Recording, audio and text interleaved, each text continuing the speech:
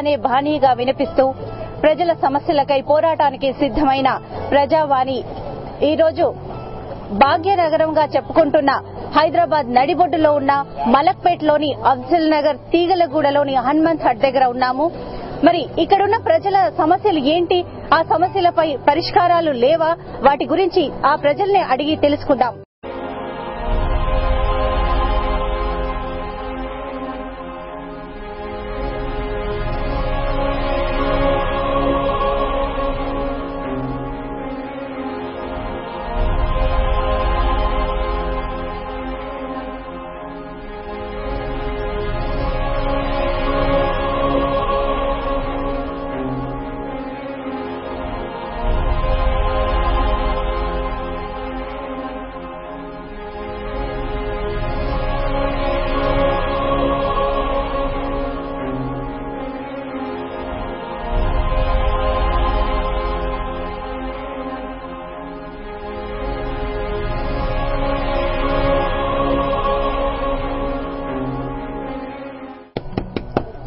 ఉన్నారమ్మా ఇక్కడ? సరే రండి అమ్మా, బయటికి రండి.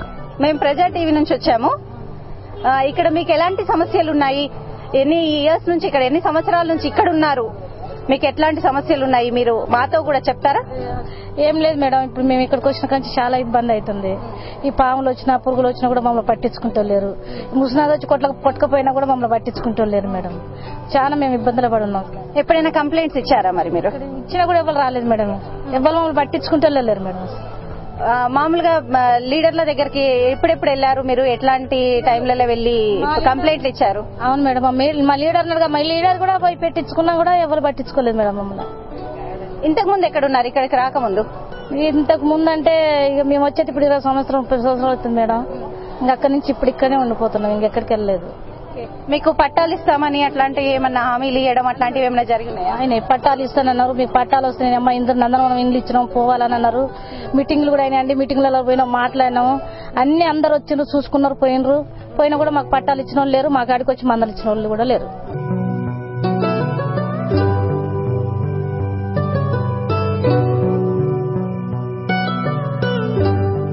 ఎట్లుందమ్మా ఇక్కడ పరిస్థితి ఏంటిది అసలు? మీరు ఎట్లాంటి కష్టాలు పడుతున్నారు? మీరు చాలా ఇబ్బంది పడుతుంది మేడం. నీళ్ళైతే ఒక్క సుక్క దొరుకుతలేవు. నిన్న ఊరంతా అక్కడ ఇండ్ల పొడి పోయి ఒక బిందె నీళ్ళు ఇవ్వమంటే ఎవరు ఇస్తలేరు. మీరు ఎక్కడ ఉన్నారో అక్కడ తెచ్చుకోండి అంటున్నారు మేడం.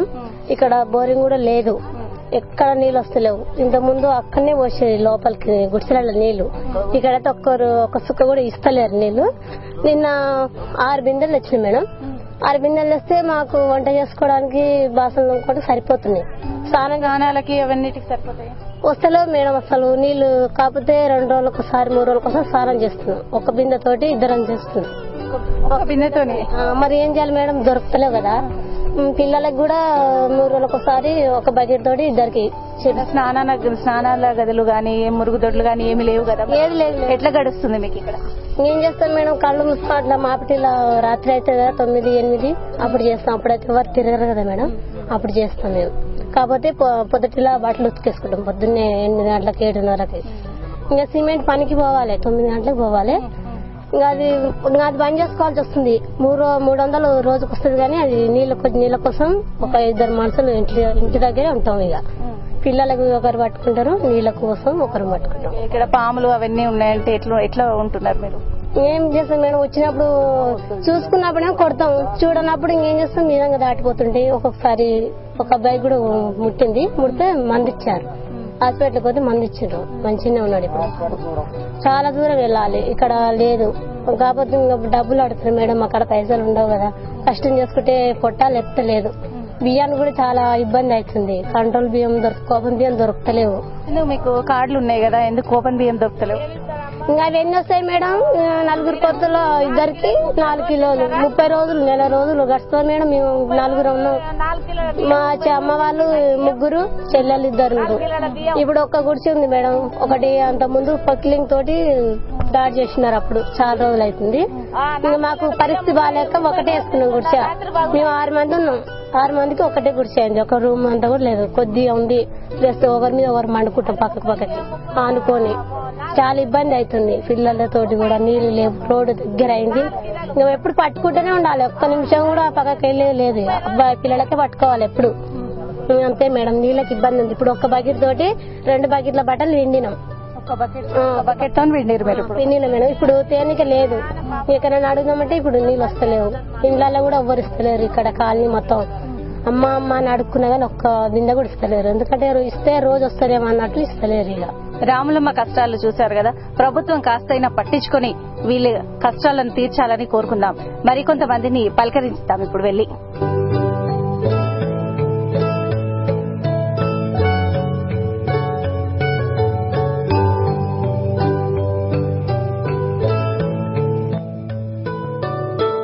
మీ కష్టాలు ఏంటి అసలు? ఎట్లాంటి కష్టాలు? మేము దగ్గర చాలా సంవత్సరాల ఇక్కడ వెయిటింగ్ చేస్తున్నాము. మరి అది చేస్తాం ఇది చేస్తాం అని అంటారు. మరి యాక్చువల్ గా మాకు ఏం కూడా సాయం చేస్తలేరు. మాకు చాలా ఇబ్బంది ఉంది, చాలా కష్టాలు ఉన్నాయి మేడం. ఇది మా పరిస్థితి. మాకు ఎవరు పట్టించుకోండి. ఉన్న లీడర్ గానీ మరి ఇప్పుడు అప్పుడు అని అంటారు. మరి దేని గురించి అని. ఎంతమంది ఉంటారు ఇంట్లో? మేము 4 ఉంటామండి. ఎలా పడుకుంటారు? ఇది చాలా తక్కువ ప్లేస్ ఉంది. ఇప్పుడు ఎందుకంటే 2 పిల్లలు మేము ఉంటాం మేడం. చాలా ఇబ్బంది అవుతుంది మాకు ఎవరు పట్టించుకుంటలేరు. అసలు యాక్చువల్గా లీడర్ ఉండగా లీడర్ కూడా ఏమో అది అంటాడు ఇది అంటాడు, ఏదో సమస్యలు చెప్తుంటాడు. మరి దాని గురించి మాకు ఎవరు అటు పట్టించుకుంటారు. ఇప్పుడు ఎలక్షన్ మూమెంట్ లో ఏదో అది చేస్తాం ఇది చేస్తాం అని అంటారు. ఎలక్షన్ తర్వాత మళ్ళీ బొక్క. మాకు ఏం సమస్య అసలు పట్టించుకోవట్లేదు. చెప్పమ్మా, ఇక్కడ ఎంత చిన్న స్పేస్ ఉంది. ఈ స్పేస్ లో వంట ఇక్కడే చేస్తున్నారు, పొగంతా ఇంట్లో చుట్టుకుంటుంది. ఎట్లుంటున్నారు మీరు ఇక్కడ? చేస్తాం మేడం, బతుకు వేరు లేనప్పుడు ఎట్లానో ఉండగల కదా. పొగకో ఇంకా వానకో దేనికి, వాన వచ్చి నీళ్లు మొక్కలు అవుతున్నా అట్లే వండుకున్నాం. వానకాలం వస్తే చాలా కష్టమే ఉంది. వానకు వర్షాకాలం వస్తుంది, నీళ్ళన్నీ ఇక్కడ వస్తాయి. మరి సామాన్లన్నీ ఎక్కడ పెడతారు? ఇంకా గట్లనే మేడం ఎత్తుకోసుకుంటాం కదా, నీళ్ళు ఎత్తుకోసుకొని గట్లనే ఉంటాం. ఇంకేం చేయాలి? సామాన్లు బయట పెట్టుకుని ఇంకా గుడిసె మొత్తం ఆరినాక మళ్ళీ వస్తాం. వానకాలం చాలా కష్టమే ఉంది. ఇప్పుడు వచ్చేది వర్షాకాలం కదా, మరి వర్షాకాలంలో మీకు ఏదైనా చేయమని ప్రభుత్వాన్ని కానీ ఎవరినైనా అడుగుతున్నారా? ఇంకా ఎవరిని అన్నా ఎవరు పట్టించుకుంటలేదు కదా మేడం. ప్రతి వర్షాకాలం ఇంతే వస్తూ ఉంటది, గడిచిపోతూ ఉంటది, మీకు ఏ కాలం గడుస్తుంది అన్నట్టుగానే ఉంది. అంతే మేడం, గట్లనే.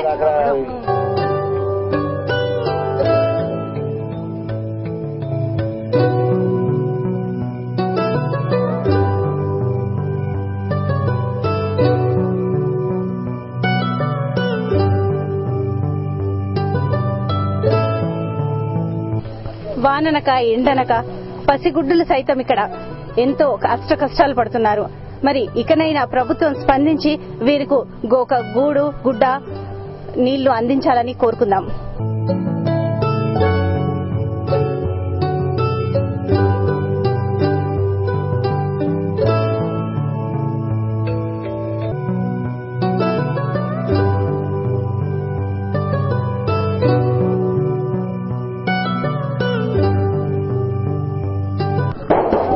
ఎవరున్నారు అమ్ముందా?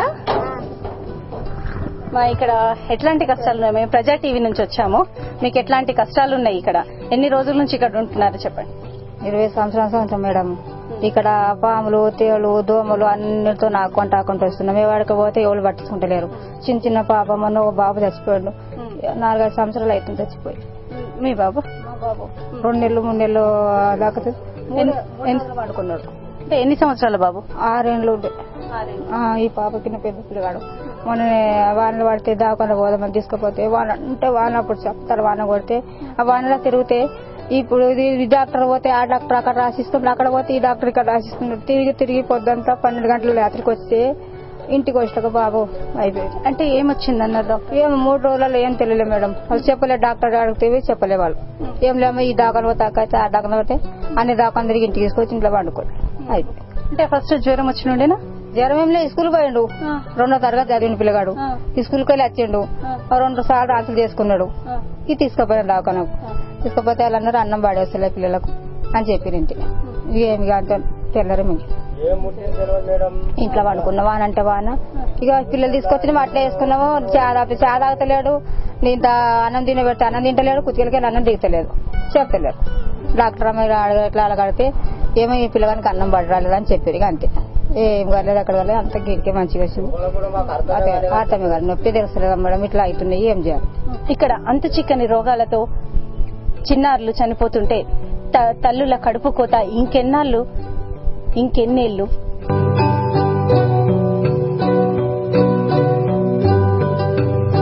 చూడడానికి 4 పరదలు కట్టి ఏదో వింతగా కనిపిస్తుంది.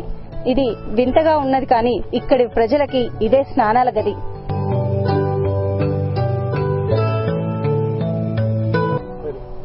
ఇప్పుడు మనం ఉన్న ప్లేస్ మూసీ నది పరివాహక ప్రాంతం.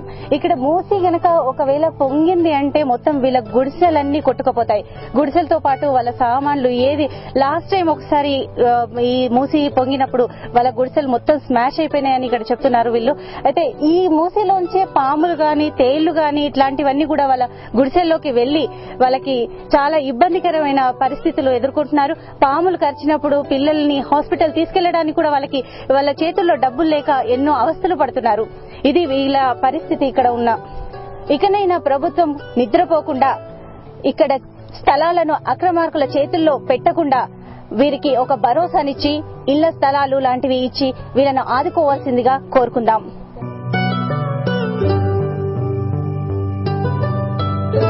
ఇక్కడ వాళ్ళ కష్టాలను చూసి మా కరెస్పాండెంట్ బాలరాజు గుండె కరిగి పాట రూపంలో వచ్చింది. బాలరాజు, ఏమి మారేనురా భాగ్యనగరం పేదల బతుకులెందుకు ఈ నంగున్నయిరా. ఏమి మారేనురా ప్రశాంతు నగరు పేద బతుకులు మారేదెన్నడురా. గుడిసె ముందు వానల కాలుష్యం పెరిగిపోతది, గుడిసె వెనుక మూసీ నది మురికి నీరై పారుతుంటది. రోగాలు నొప్పులతో చూడే భాగ్యనగరం పేదలు కాలుష్యంతో అల్లాడిపోతుంటారే. ఏమి మారేనురా భాగ్యనగరం పేదల బతుకులెందుకు ఈ నంగున్నయిరా. విషపాములు చూడరేవో యమ్మా భాగ్యనగరం పేదల గుడిసెలల్లా గుడ్లు వెడుతుంటాయే మాయమ్మల్లా.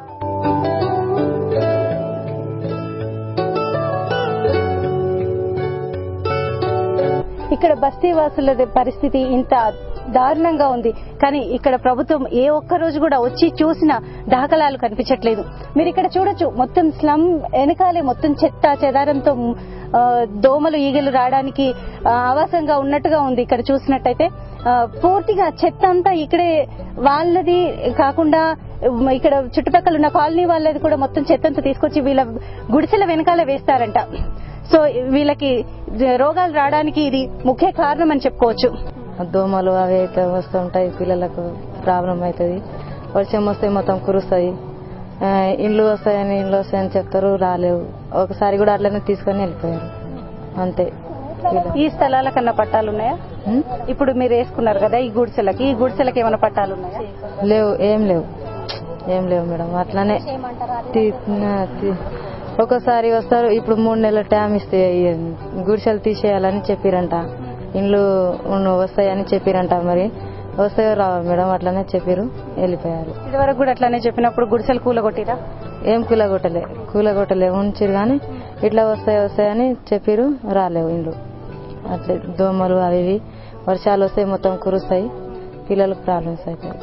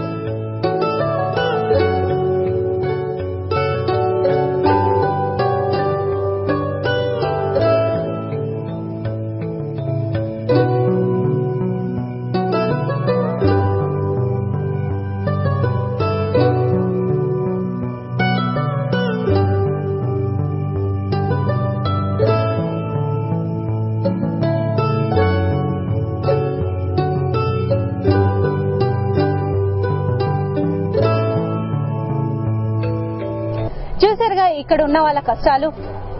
మానవత్వ దృక్పథం ఉన్న ప్రతి ఒక్కరి మనసు స్పందించాల్సిందే. కానీ ప్రభుత్వానికి పాలకులకు మాత్రం పట్టింపు లేకుండా పోయింది.